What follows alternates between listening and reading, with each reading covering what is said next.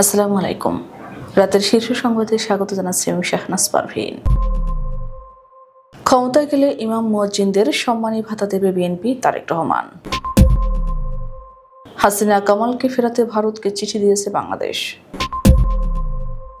ভূমিকম্প অনিশ্চিত, বিদ্যালয় বন্ধের সুযোগ নেই প্রাথমিক ও গণশিক্ষা উপদেষ্টা। উত্তর আমেরিকা ও ওশেনিয়া অঞ্চলে প্রবাসী ভোটার নিবন্ধন শুরু সোমবার। সার কারখানার গ্যাসের দাম বেড়ে দ্বিগুণ। ইন্টারপোল সম্মেলনে যোগ দিতে মরক্কো গেলেন আইজিপি। আয়কর রিটার্ন দাখিলের সময় বাড়ল। চট্টগ্রামে থানার ব্যারাক থেকে এএসআই এর ঝুলন্ত লাশ উদ্ধার। ওবায়দুল কাদেরের পালিত পুত্র আসাদুজ্জামানের দুর্নীতি অনুসন্ধানে দুদক। আফ্রিকান স্ত্রী ছুরিকাঘাতে বাংলাদেশের মৃত্যু। ভূমিকম্পের পর এবার ধেয়ে আসছে ঘূর্ণিঝড়। বিসিএস লিখিত পরীক্ষার্থীদের বিক্ষোভে উত্তেজনা, পুলিশে বিজিবি মোতায়েন। জাল দলিলে এনজিওকে 2.5 কোটি টাকার ঋণ ডাচ বাংলার ম্যানেজার সহ আসামি 3। ম্যারেজ সংস্কার আড়ালে নারীদের সর্বনাশ করা মুফতি কাশেমি গ্রেফতার। এবং ভারতীয় নৌবাহিনীর জাহাজের গোপন তথ্য চলে গেল পাকিস্তানে। শুনছিলেন শিরোনাম, এবার বিস্তারিত। বিএনপির ভারপ্রাপ্ত চেয়ারম্যান তারেক রহমান বলেছেন, আগামী ফেব্রুয়ারি মাসে অনুষ্ঠিত নির্বাচনে বিএনপি রাষ্ট্র পরিচালনার সুযোগ পেলে আর্থিকভাবে পিছিয়ে থাকা ইমাম মুয়াজ্জিনদের সম্মানী ভাতা দেওয়ার পরিকল্পনা রয়েছে।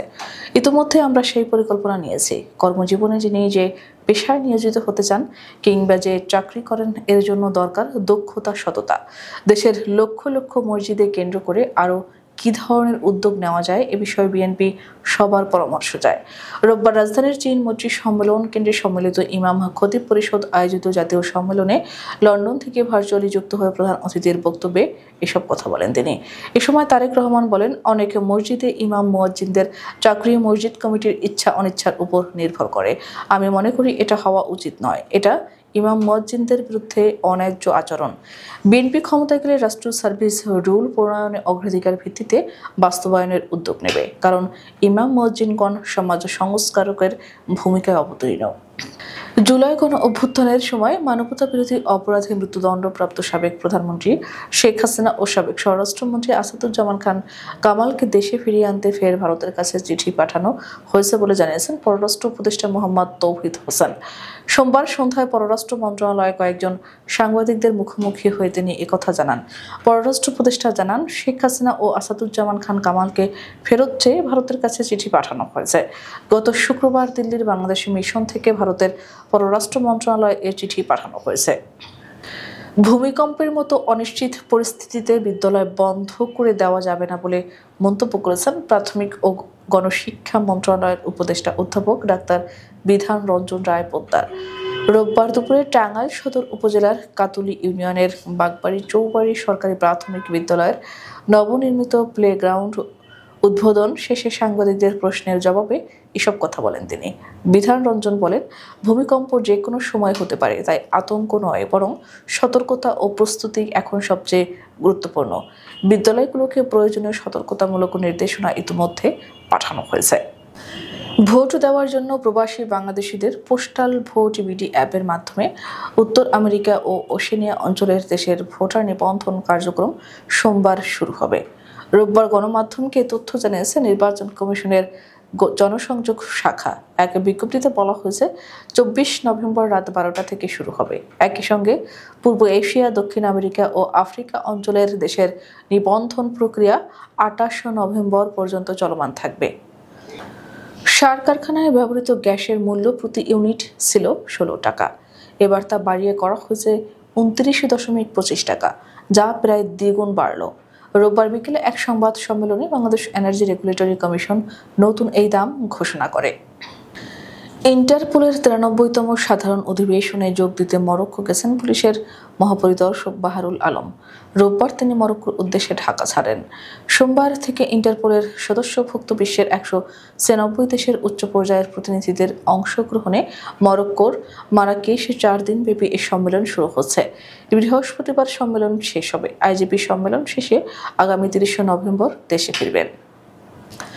2025-26 কর বছরে ব্যক্তি শ্রেণীর করদাতাদের আয়কর রিটার্ন দাখিলের সময় 1 মাস বাড়িয়ে আগামী 31 ডিসেম্বর নির্ধারণ করেছে জাতীয় রাজস্ব বোর্ড। রোববার এক বিজ্ঞপ্তিতে এ তথ্য জানিয়েছে প্রতিষ্ঠানটি। এনবিআর জানিয়েছে, রোববার এক বিশেষ আদেশের মাধ্যমে 2025-26 অর্থ বছরের কর কোম্পানি ব্যতীত ব্যক্তি শ্রেণীর করদাতাদের আয়কর রিটার্ন দাখিলের সময় 1 মাস বাড়িয়ে আগামী 31 ডিসেম্বর নির্ধারণ করেছে তারা। চট্টগ্রামের চকবাজার থানার ব্যারাক থেকে মোহাম্মদ ওহিদুর রহমান নামে এক এএসআই এর মরদেহ উদ্ধার করেছে পুলিশ। রোববার সকাল 10:30টার দিকে ব্যারাকের টয়লেট থেকে দরজা ভেঙে তার ঝুলন্ত মরদেহ উদ্ধার করা হয়। নিহত ওহিদুর রহমান নোয়াখালী জেলার কবিরহাট থানার বড়িদত্ত বাজার এলাকার মোহাম্মদ শহীদুল্লাহর ছেলে। তিনি চকবাজার থানায় এএসআই হিসেবে কর্মরত ছিলেন। চট্টগ্রাম মেট্রোপলিটন পুলিশের উপপুলিশ কমিশনার মোহাম্মদ আলমগীর হোসেন গণমাধ্যমকে বলেন, সকালে ব্যারাকের বাথরুমে গামছা নিয়ে ওহিদুর টয়লেটে যান। সকালে 10:30টার দিকে আরেকজন পুলিশ সদস্য টয়লেটে যাওয়ার জন্য যান। অনেকক্ষণ অপেক্ষার পর উকি দিয়ে দেখেন ভিতরে একজন ঝুলে আছে। তিনি বলেন, তার কাছ থেকে খবর পেয়ে ঘটনাস্থলে গিয়ে প্রথমে টয়লেটের দরজা ভাঙা হয়। দরজাটা ভিতর থেকে লাগানো ছিল। পরে ওহিদুলকে ঝুলন্ত অবস্থা থেকে উদ্ধার করা হয়। পরে চট্টগ্রাম মেডিকেল কলেজ হাসপাতালে নিয়ে গেলে চিকিৎসক তাকে মৃত ঘোষণা করেন। আমরা ধারণা করছি ওহিদুল আত্মহত্যা করেছেন। কার্যক্রম নিষিদ্ধ আওয়ামী লীগের সাধারণ সম্পাদক ওবায়দুল কাদেরের পালিত পুত্রের পরিচয় দেওয়া মোহাম্মদ আসাদুজ্জামান হিরুর বিরুদ্ধে দুর্নীতির অভিযোগ অনুসন্ধানের সিদ্ধান্ত নিয়েছে দুর্নীতি দমন কমিশন। তার বিরুদ্ধে চোরাচালান, হুন্ডি ব্যবসা, শুল্ক ফাঁকি, চাঁদাবাজি, টেন্ডারবাজি সহ বিভিন্ন অনিয়ম ও দুর্নীতির মাধ্যমে বিপুল অবৈধ সম্পদ অর্জন এবং বিদেশে অর্থ পাচারের অভিযোগ রয়েছে। দুদকের জনসংযোগ বিভাগের উপপরিচালক মোহাম্মদ আক্তারুল ইসলাম রোববার সাংবাদিকদের এ তথ্য জানিয়েছেন। দক্ষিণ আফ্রিকায় স্ত্রীর ছুরিকাঘাতে রবিন আলী নামে এক বাংলাদেশি প্রবাসীর মৃত্যু হয়েছে। শনিবার দিবাগত রাত 3টার দিকে ফ্রি স্টেট প্রভিন্সের বেলকমের হফস্টাড এলাকায় পারিবারিক কলহের জেরে এ হত্যাকাণ্ডের ঘটনা ঘটে। নিহত রবিন আলী ঢাকার যাত্রাবাড়ির বাসিন্দা। তিনি দীর্ঘদিন ধরে দক্ষিণ আফ্রিকায় বসবাস করছিলেন এবং নর্দার্ন কেপ প্রভিন্সের আপিংটনে একটি দোকানে কাজ করতেন। তার দক্ষিণ আফ্রিকান স্ত্রী সন্তানদের নিয়ে বেলকমের হফস্টাডে বাড়িতে থাকতেন। প্রতিদিন থেকে 4 মাস অন্তর তাদের সঙ্গে দেখা করতে যেতেন তিনি। বঙ্গোপসাগরে আগামী 48 ঘন্টার মধ্যে একটি ঘূর্ণিঝড় সৃষ্টি হওয়ার শঙ্কা তৈরি হয়েছে। দক্ষিণ পূর্ব বঙ্গোপসাগরে একটি দুর্বল নিম্নচাপ তীব্রতর হয়ে সুস্পষ্ট নিম্নচাপ অঞ্চলে রূপ নিয়েছে, যা আগামীকাল সোমবার আরও শক্তিশালী হয়ে নিম্নচাপে পরিণত হবে। দুদিনে 4 বার ভূমিকম্প অনুভূত হওয়ার পর ঘূর্ণিঝড় বাড়তি শঙ্কা তৈরি করেছে জনমনে।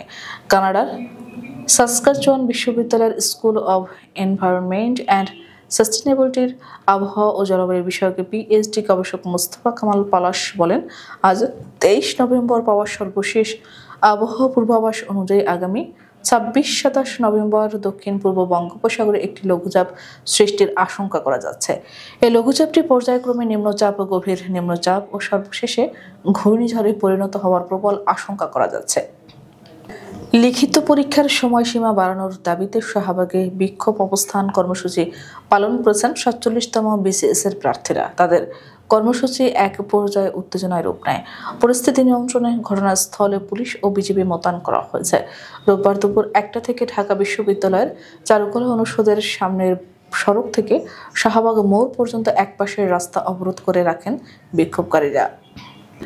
জাল দলিল তৈরি, ভুয়া মালিক উপস্থাপন এবং পরস্পর যোগ সাজশে 2,50,00,000 টাকা ঋণ আত্মসাৎ করার অভিযোগে 3 জনের বিরুদ্ধে মামলা করেছে দুর্নীতি দমন কমিশন।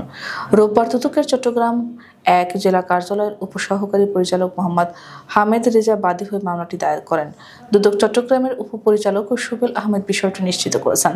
মামলার আসামিরা হলেন নওজোয়ান এনজিওর প্রধান নির্বাহী মোহাম্মদ ইমাম হোসেন চৌধুরী, ডাচবাংলা ব্যাংক মুরাদপুর শাখার সাবেক ব্যবস্থাপক KM এজাজ এবং একই শাখার সাবেক ঋণ কর্মকর্তা ও বর্তমান এসইও কৌশিক রায় চৌধুরী। শরিয়াহ ভিত্তিক আদর্শ নিকাহ ব্যুরো ও কনসালটেন্ট প্ল্যাটফর্ম আইডিয়াল ম্যারেজ ব্যুরোর প্রতিষ্ঠাতা মুফতি মামুনুর রশিদ কাশেমীকে গ্রেপ্তার করা হয়েছে। রোববার বিকেল ৩টার দিকে ঢাকার আটিবাজারের বাসা থেকে তাকে গ্রেপ্তার করা হয়। কেরানীগঞ্জ মডেল থানার ওসি মনিরুল হক গণমাধ্যমকে এ তথ্য নিশ্চিত করেছেন। ওসি জানান, গত পরশু কাশেমের স্ত্রী তামান্না খাতুনের পক্ষে তার মামি আন্না পারভীন বাদী হয়ে কেরানীগঞ্জ থানায় নারী ও শিশু নির্যাতন দমন আইনে একটি মামলা করেছিলেন। সেই মামলায় আজ তাকে গ্রেফতার করা হয়েছে। বর্তমানে কেরানীগঞ্জ থানায় পুলিশ হেফাজতে আছেন কাশেমী। ভারতীয় নৌবাহিনীর জাহাজের গোপন তথ্য পাকিস্তানের হাতে তুলে দেওয়ার অভিযোগ উঠেছে 2 ভারতীয় নাগরিকের বিরুদ্ধে।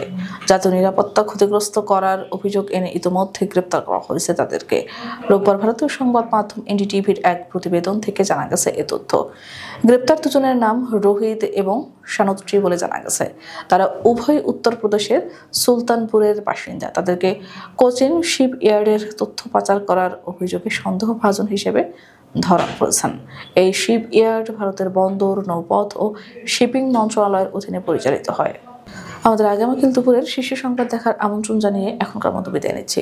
দর্শক, ভিডিওটি শেষ পর্যন্ত দেখার জন্য আপনাকে অসংখ্য ধন্যবাদ। নিত্য নতুন সংবাদ পেতে আমাদের ইউটিউব চ্যানেলটি সাবস্ক্রাইব করুন ও নিয়মিত নোটিফিকেশন পেতে বেল বাটনটি ক্লিক করুন এবং আমাদের ফেসবুক পেজটিতে লাইক করুন। এছাড়া আমাদের ভিডিওতে লাইক দিয়ে শেয়ার করুন। আল্লাহ হাফেজ।